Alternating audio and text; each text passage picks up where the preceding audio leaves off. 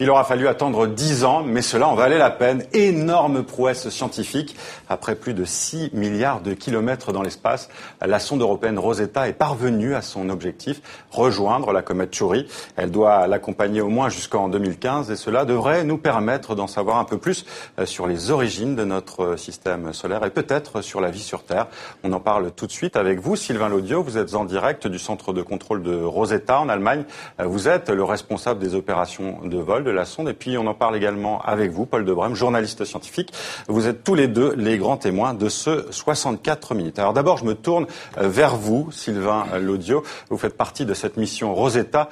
Qu'est-ce que vous avez ressenti quand vous avez appris le succès de la sonde ? C'est exceptionnel. C'est un voyage de 10 ans, comme vous l'avez dit. Et puis on est enfin arrivé et encore toute l'aventure devant nous à découvrir un nouveau monde. Donc ouais, c'est un chouette moment. Sylvain Laudiot, est-ce qu'il y avait des risques que la sonde s'écrase sur la comète ? Est-ce que c'était risqué jusqu'au bout cette opération ? Alors le risque de s'écraser sur la comète n'est pas possible parce que toutes nos trajectoires sont faites de telle manière que si jamais une manœuvre est soit non exécutée, soit interrompue, ça ne puisse pas arriver. Alors, Paul Debrem, pour les novices comme moi, pour les béotiens, pourquoi c'est un énorme exploit scientifique ? Alors, c'est pas encore de la science, mais c'est de la technique. Avant toute chose, vous l'avez dit, ça fait 10 ans. La sonde, elle a parcouru 6,4 milliards de kilomètres. Elle allait à 77 000 km/h. On a eu 3 passages au-dessus de la Terre, un passage au-dessus de Mars. Vous voyez, donc c'est une longue aventure et on arrive là, enfin, à la fin de cette longue route, on arrive sur site. Justement, et maintenant, tout va commencer. Oui, on va en parler juste après. Mais avant d'aller plus loin, je vous propose de revenir sur ce projet Rosetta avec Christophe de Val-en-Bresse. La voici, la comète Chury, enfin à notre portée. Ce matin à 11h29, très précise, la sonde Rosetta est arrivée à son point de rendez-vous, à 100 km à peine de Chury. C'est va ? On y va, dites les mots tant attendus. Ça y est, on est à la comète. Après de nombreuses manœuvres pour approcher prudemment de sa cible, Rosetta va maintenant se placer en orbite autour de la comète. Le rendez-vous du couple des étoiles a bien eu lieu. C'est l'une des odyssées les plus fascinantes de l'histoire spatiale. Elle a débuté il y a 10 ans. Ariane lance Rosetta dans l'espace. Ensuite, la sonde va se débrouiller toute seule. Elle se sert de la force d'attraction des planètes pour se propulser vers la comète. Une fois bien lancée, elle se met en sommeil total pour économiser son énergie. Et ce n'est qu'en vue de son objectif en janvier dernier que Rosetta redémarre ses circuits.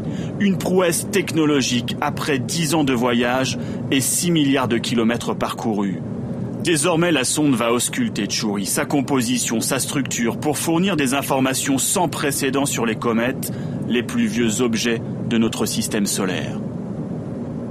Ce sont les éléments primitifs du système solaire, certainement la semence de l'eau, et en particulier de l'eau sur la Terre, et peut-être même de la vie. Ça, ce sera aux scientifiques de nous le dire. Alors pour obtenir le maximum d'informations, Rosetta va tenter une prouesse époustouflante. Larguer un petit module d'exploration autonome qui va aller se poser sur la comète en novembre prochain. Il va y enfoncer ses griffes pour s'y accrocher fermement et mener à bien toute une série de prélèvements pour percer peut-être les secrets de notre histoire. Alors, on vient de le voir, on n'en est qu'au début de cette aventure avec l'envoi de ce module d'exploration en novembre. Sylvain Laudiot, comment vous vous y préparez ? Alors, donc toutes les procédures de vol pour y arriver sont déjà prêtes, ont déjà été validées. Maintenant, il faut trouver un site d'atterrissage. Donc ça, c'est la tâche qui nous attend dans les jours et les semaines qui viennent. Pour pouvoir trouver un site d'atterrissage, il va falloir s'approcher de la comète. Et alors pour cela, il va falloir déjà naviguer et apprendre à naviguer autour de la comète. Le gros problème pour nous, c'est le dégazage avec des gros panneaux solaires de 64 mètres carrés. Donc tout ça, c'est ce que nous allons découvrir dans les semaines à venir. Nous avons un plan de vol qui doit nous amener à 30 km de la comète, voire plus près. On verra si on peut s'y tenir. Oui, allez-y.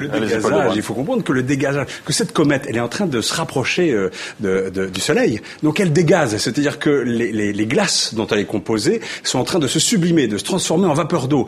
Donc l'environnement va être très hostile. Comme le dit Monsieur Lodiot, il va falloir se rapprocher de la comète, mais il y a des dangers. On est dans un environnement hostile.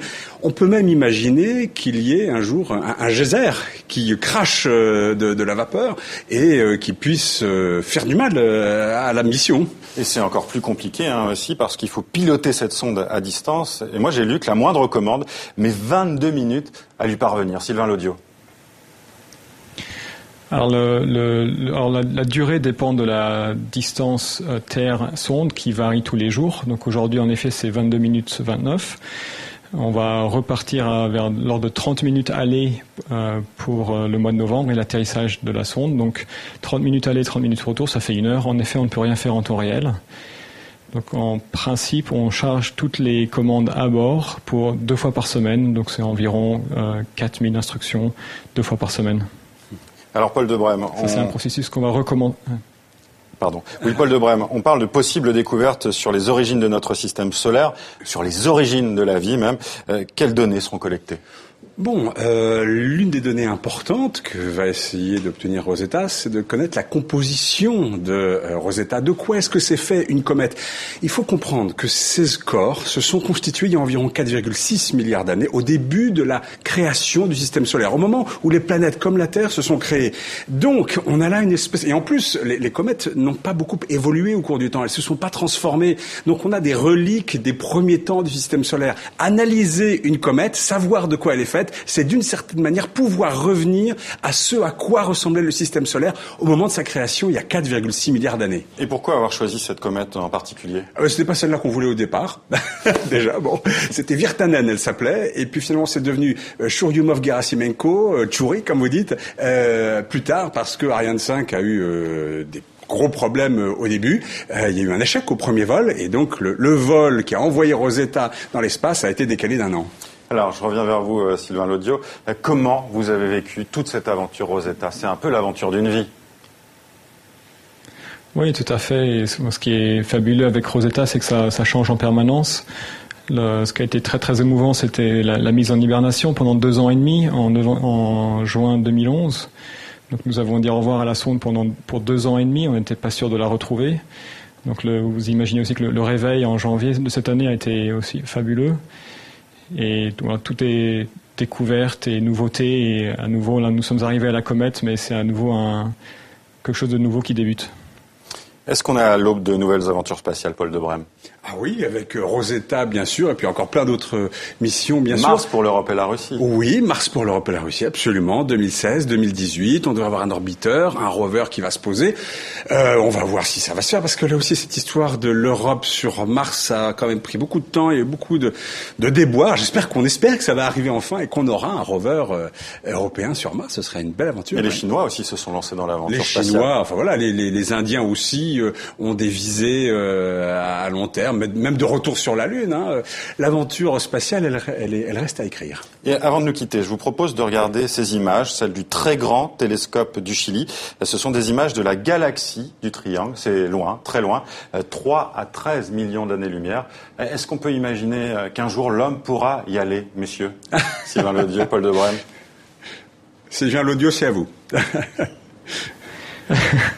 J'espère un jour, je pense pas qu'on le verra de notre vie, mais ça serait chouette. Parce que 13 milliards d'années-lumière, c'est quand même extraordinairement loin.